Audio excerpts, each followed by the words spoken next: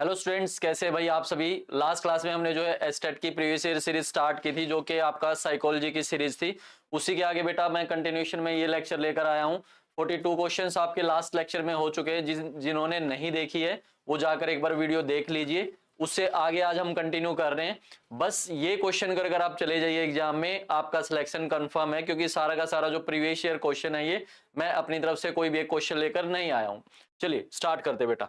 Estate 2016 का है, level 3 का। तो इसमें मैंने पीआरटी, टीजीटी, पीजीटी तीनों को इंक्लूड कर लिया है। तो आपके लिए तीनों के लिए बेनिफिट है, चाहे कोई पीआरटी का स्टूडेंट है, चाहे कोई पीजीटी का, चाहे कोई टीजीटी का।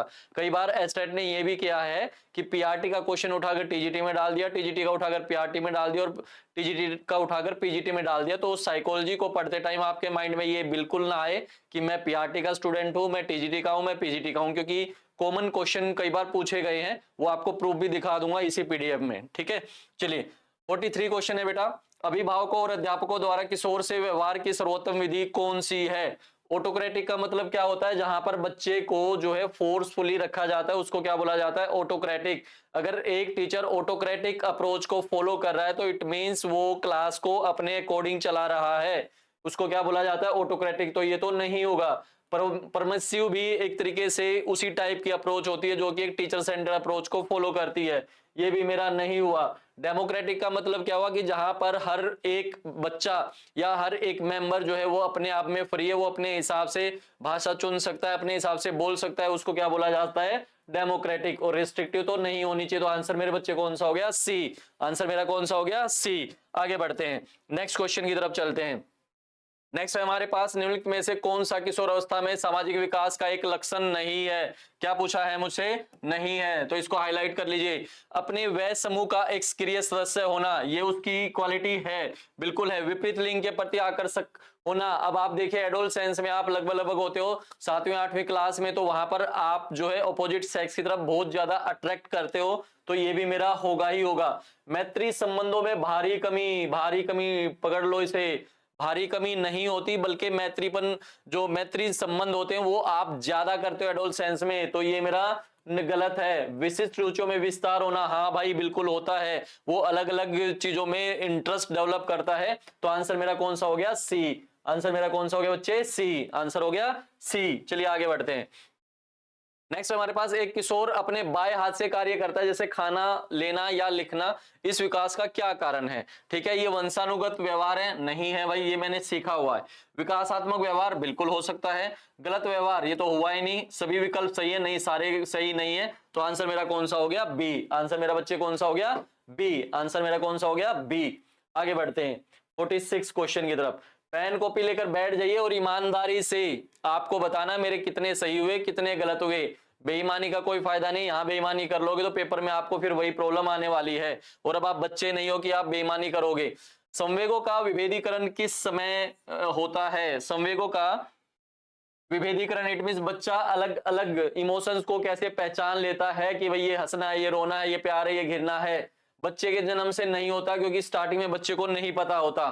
शैशव अवस्था में भी नहीं होता। किशोर अवस्था में बिल्कुल हो सकता है, और वयस्क अवस्था में, वयस्क अवस्था में तो बेटा बहुत ही अच्छे लेवल के संवेग जो डिफरेंशिएशन है वो पता चल जाता है, सबका पता चल जाता है अडल्टहुड में कि कौन सांप है और कौन मेरी तरफ है, ठीक है। लेकिन यहां पर भी पता चल जाता है, तो उससे पहले वाली स्टेज दे रखी है मुझे किशोर अवस्था, तो किशोर अवस्था में तो पता चल ही जाता है।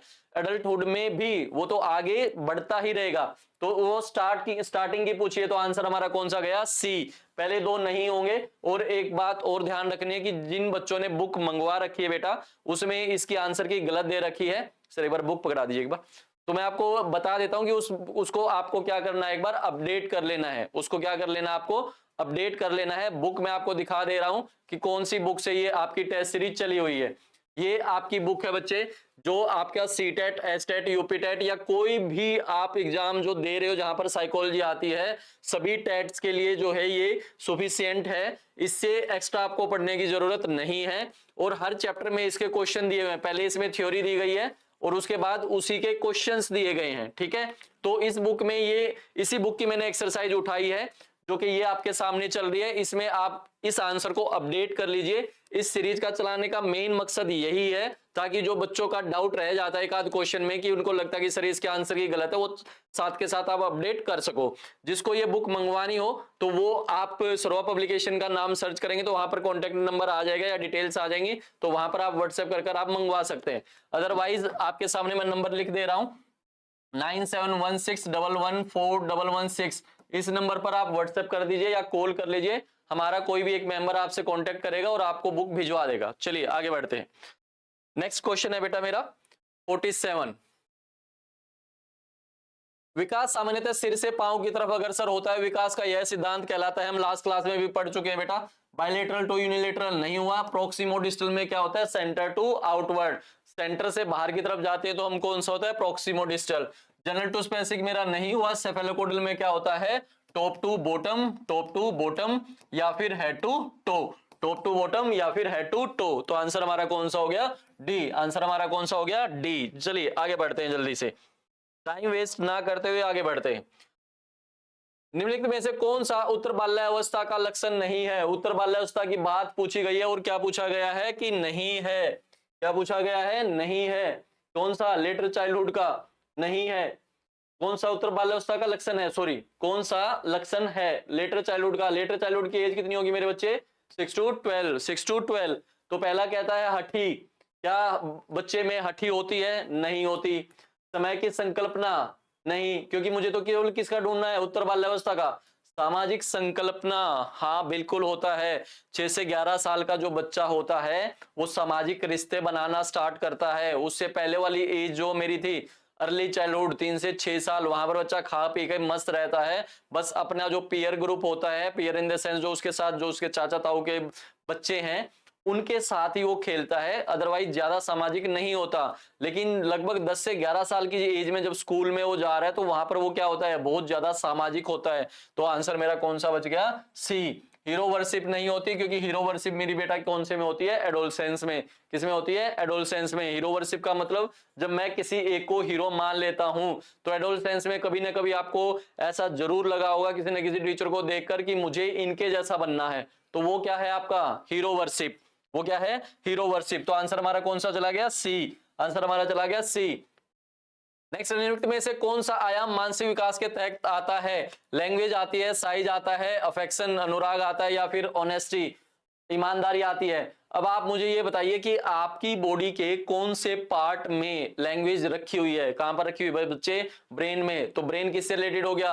कॉग्निटिव डेवलपमेंट से या फिर मेंटल डेवलपमेंट से। तो आंसर मेरा कौन सा हो गया बच्चे? सी। आंसर मेरा कौन सा हो गया? सॉरी सी नहीं, ए। आंसर हो गया ए, लैंग्वेज। नेक्स्ट हमारे पास मानसिक वृद्धि एवं विकास निम्नलिखित में से किस कारक द्वारा नियंत्रित होती है? अनुवांशिकता, हाँ होती है भाई।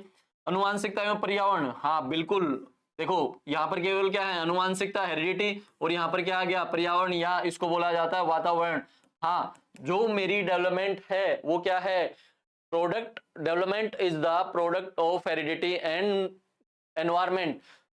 Development is the product of heredity and environment. तो मैं इसको इस इक्वेशन से भी लिख सकता हूं कि डेवलपमेंट मेरी कब होगी? जब हेरिडिटी और एनवायरमेंट जो है वो आपस में अन्योन क्रिया करेंगे या इंटरेक्शन करेंगे तो मेरी डेवलपमेंट होगी। तो आंसर मेरा कौन सा हो गया? बी। आंसर मेरा क्या हो गया? बी। नेक्स्ट है, लिंक में से कौन सा बालक में नैतिक मूल्यों की बात किसकी हो रही है? नैतिक मूल्यों की के विकास में महत्वपूर्ण भूमिका निभाता है? प्रार्थना सभा बिल्कुल करती है, क्योंकि जो आप प्रार्थना करते हो, प्रेयर करते हो, तो वहां पर क्या सिखाया जाता है कि भगवान ये चाहते हैं, भगवान की ऐसे पूजा करो, ये करो, वो करो, ताकि बच्चा गलत कामों से दूर रहे। सही समाजीकरण बिल्कुल चाहिए, क्योंकि समाजीकरण में भी बच्चा क्या करता है? एडजस्टमेंट करता है। बुद्धि बिल्कुल चाहिए, बुद्धि होगी तो ही तो सोचेगा कि क्या सही है क्या गलत है। डी ऑप्शन क्या दिया गया है? सभी सही है। तो बेटा मेरा ये भी सही है, ये भी सही है, ये भी सही है। तो आंसर मेरा कौन सा हो गया? डी। आंसर मेरा कौन सा हो गया? डी। आगे बढ़ते हैं। नेक्स्ट है हमारे पास वह अवस्था जब बालक अपने अभिभावकों के साथ आनंदित होता है, संबंधित है। किससे संबंधित है? कि जब वो किसके साथ बात हो रहा है? पेरेंट्स से। पेरेंट्स का मतलब क्या हो गया? सोसाइटी। जो भी बच्चा आपको छोड़कर, ठीक है, आप अगर अपने आप को इंडिविजुअल देखते हो तो आपके साथ जो भी है, चाहे वो आपका फ्रेंड है, चाहे पेरेंट्स है, चाहे कोई भी है, ए टू जेड सारे के सारा क्या आपके लिए समाज है। ये बात ध्यान रखना। तो पेरेंट्स की बात हो रही है तो मेरा क्या गया? समाज आ गया। तो ढूंढो सामाजिक विकास कहां पर है? ये मुझे मिल गया। तो आंसर मेरा कौन सा गया? डी। आंसर मेरा कौन सा गया? डी। नेक्स्ट है व्हाट इज पैरेलल प्ले। ये बिल्कुल बेटा अच्छा क्वेश्चन है और क्वेश्चन कई बार पूछा गया है। ये बेटा माइल्डर्ड पार्टन एक साइकोलॉजिस्ट हैं जिन्होंने ये डिफाइन की है कि भाई पैरेलल प्ले क्या होता है, सोलिटरी प्ले क्या होता है, कोऑपरेटिव प्ले क्या होता है। ये प्लेज की स्टेजेस दी उन्होंने 5, ठीक है। तो वो मैं आपको टॉपिक में पढ़ाऊंगा, यहां पर हम उसको नहीं छेड़ते क्योंकि क्वेश्चन के साथ मैं तब लेकर चलूंगा जब आपका पहले कॉन्सेप्ट क्लियर होगा।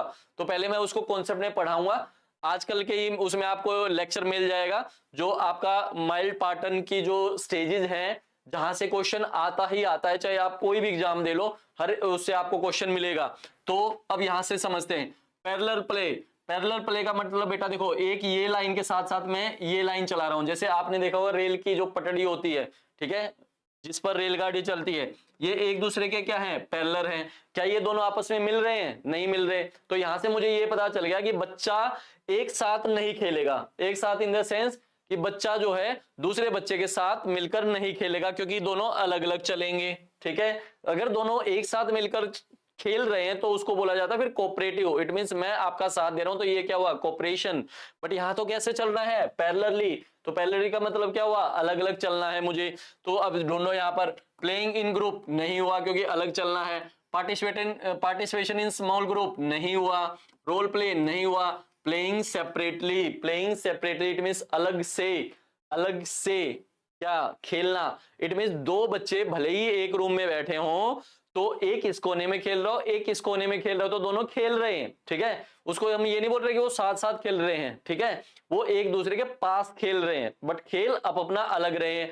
एक हो सकता है लूडो खेल रहा है, एक हो सकता है बॉल से खेल रहा है, एक दूसरा खेल। तो इसको क्या बोला जाता है, पैरेलल प्ले। तो अगर आपसे यहां पर पूछा जाए कि ये किस साइकोलॉजिस्ट ने डिफाइन किया है, तो क्या नाम दोगे, माइल्डर्ड पार्टन, ठीक है। आगे बढ़ते हैं, इसकी जल्दी आपको लेक्चर मिल जाएगा इसका। अकॉर्डिंग टू इकोलॉजिकल थ्योरी का नाम आती है, आपको पता है, ब्राउन फ्रेबनर ने दी है, ठीक है। इन्होंने 5 स्टेजेस दी हैं, तो आपको याद होना चाहिए, माइक्रो, मिजो, एक्सो, मैक्रो और क्रोनो, ठीक है। 5 स्टेजेस दी गई हैं। उसी से क्वेश्चन पूछा गया मेरे बच्चे कि कौन से उसमें आएगी। पहला कह रहा है कि मुझे क्या चाहिए, वैल्यूज मेरी कौन सी उसमें आएंगी, वैल्यूज मुझे चाहिए। वैल्यूज कौन सी स्टेज में आती है, वैल्यूज मेरी कौन सी स्टेज में आती है, माइक्रो में, मेसो में, एक्सो में या मैक्रो में। तो जो वैल्यूज है मेरी, वैल्यूज जो आती है बेटा वो किस में आती है, मैक्रो सिस्टम का पार्ट है। क्योंकि माइक्रो में क्या होता है, इंटरेक्शन होती है पेरेंट्स के साथ, ठीक है। मिजो में क्या होती है, एडजस्टमेंट होती है। एक्सो में क्या होती है, जो हमारी जो वर्क प्लेस होता है पेरेंट्स का, टेम्पल, स्कूल, ये सारे हमारे किस में आते हैं, एक्सो में। और मैक्रो में क्या आ जाता है, कस्टम्स, वैल्यूज, ये सारी चीजें आती हैं। तो हमारा आंसर कौन सा चला गया, मैक्रो। आंसर हमारा कौन सा गया, मैक्रो। नेक्स्ट अब हमसे कहता है, ब्राउन फ्रेबनर के अनुसार बच्चे के मैक्रो सिस्टम में निम्नलिखित में से कौन सा नहीं आता है। क्या पूछा गया है, नहीं। इसमें मैक्रो में कौन सा नहीं आता है, मैक्रो में। अभी अभी हम पढ़कर आए, तो देखो जो यहाँ पर अब कल्चर आ रहा है, वैल्यूज आ रही हैं, रूल्स एंड लॉज आ रहे हैं। तो अभी अभी हमने पढ़ा था कि जो वैल्यूज होती हैं, लॉज होते हैं, रूल्स होते हैं, कस्टम होता है, कल्चर होता है, वो हमारा सारा किसका है, मैक्रो का। तो हमें यहाँ पर ढूंढना है कौन सा नहीं है, स्कूल मेरा नहीं है, स्कूल मेरा नहीं है, क्योंकि वो किसका है, एक्सो का है, वो किसका है, एक्सो का है। आगे बढ़ते हैं। एक किशोर का यह महसूस करना कि यह सभी लोगों ने ध्यान दिया कि मैंने यह शर्ट सप्ताह में 2 बार पहना है। अब इसको अच्छे से समझते हैं और डे टू लाइफ से समझते हैं, खासकर लड़कियां समझेंगी इस चीज को। आजकल शादी ब्याह का टाइम है, ठीक है, बहुत ज्यादा सर्दी होती है, लेकिन फिर भी आप बिल्कुल एक सिंगल कुर्ती में चले जाते हो, ठंड लग रही होगी लेकिन फिर भी महसूस नहीं होने दोगे, दूसरे को ये महसूस नहीं होगा कि इनको ठंड लग रही है, ठीक है, ये एक्टिंग आपको आती है। अब इस चीज को समझते हैं। फॉर एग्जाम्पल, जब आप शादी में जा रहे हो तो जो हमारे पेरेंट्स हैं उनको केवल एक सिंगल कपड़े आप दे दो, सिंगल इन द सेंस एक कुर्ता पाजामा दे दिया तो भी ठीक है, जींस पैंट दे दिया तो भी ठीक है, जींस वगैरह दे दी तो भी ठीक है, तो वो एक ही पूरी की पूरी ड्रेस, मतलब एक ही ड्रेस में पूरी की पूरी शादी निकाल देंगे, उनको दिक्कत नहीं है। केवल वो बच्चों के कहने से कपड़े चेंज कर लेते कि कोई क्या बोलेगा। लेकिन अगर आप एडोलसेंस में हो, आप 11 से 12 साल या 15 साल की एज में आप हैं, तो वहां पर आप देखो अपने आप को कितना इंपॉर्टेंट समझते हो।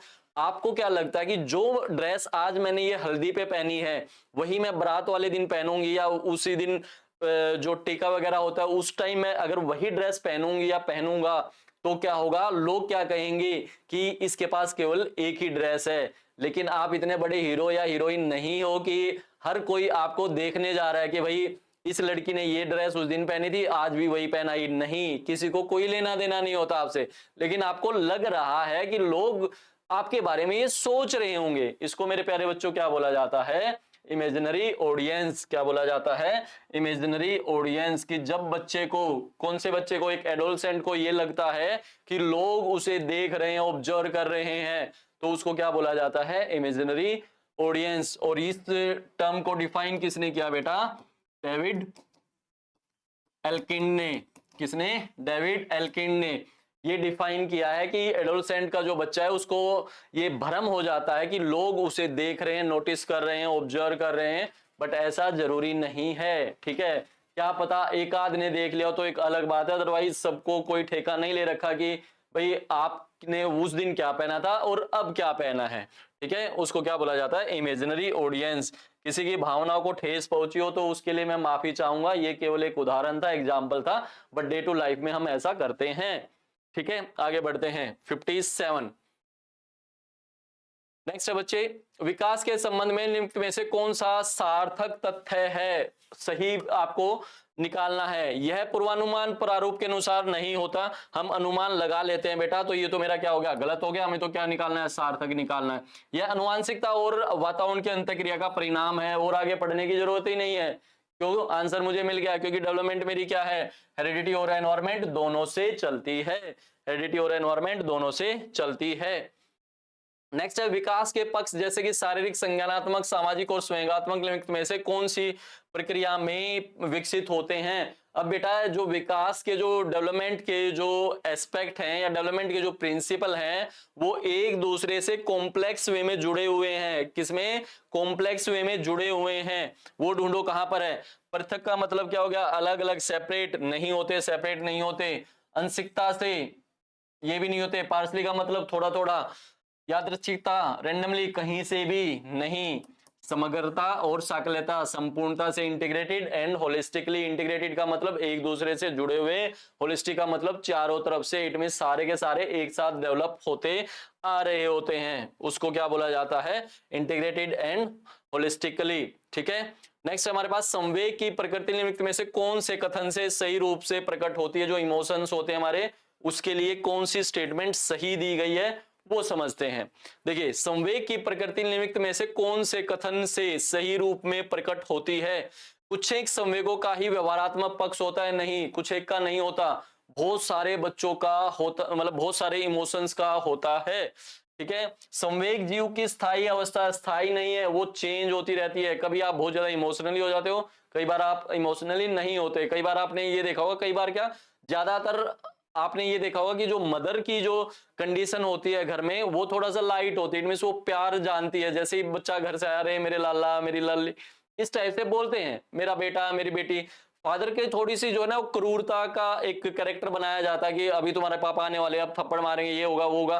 तो वो नाना करते करते एक तरीके से, जैसे हरियाणा में अगर आप चलोगे तो जैसे मर्द, कि भाई नहीं, मैं तो मर्द हूं, मैं तो सिग्मा मेल हूं, मैं तो क्या है, हंसी मजाक कर ही नहीं सकता, मैं तो बच्चों के साथ घुल मिल सकता ही नहीं। तो इट मीन्स ऐसा कैरेक्टर बना दिया जाता है कि उसको ना चाहते हुए भी वैसा बन जाता है। ठीक है, लेकिन उसी कैरेक्टर को आपने ये देखा होगा कि जब वो बचपन में, जब आप बचपन में हो तो बहुत ज्यादा स्ट्रिक्ट है, लेकिन एज ए लड़की जब आपकी शादी होकर आप की विदाई हो रही तो आपके फादर को भी आपने रोता हुआ देखा होगा।